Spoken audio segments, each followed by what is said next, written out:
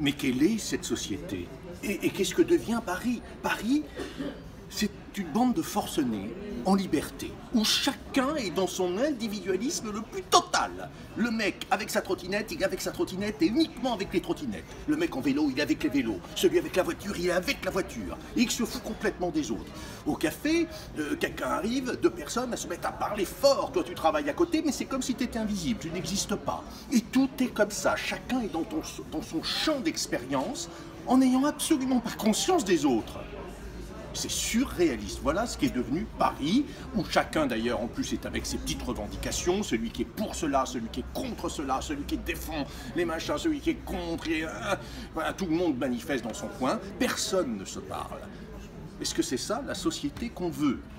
En réalité, nous sommes interreliés les uns aux autres. Si on ne prend pas en compte autrui, si on est juge dans sa sphère, la société ne fonctionnera pas. Alors méditons là-dessus les amis. Enfin, ce matin j'ai eu un petit espoir parce que je suis sorti et j'ai quand même une personne qui m'a vu, c'était le SDF.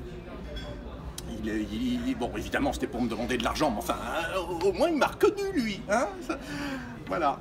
Hein, donc ouvrons-nous aux autres un petit peu. Hein. Et la personne qui vient nous voir n'est pas nécessairement un voleur ou un violeur, ça peut être quelqu'un de sympa, enfin j'imagine. À bientôt, chers amis.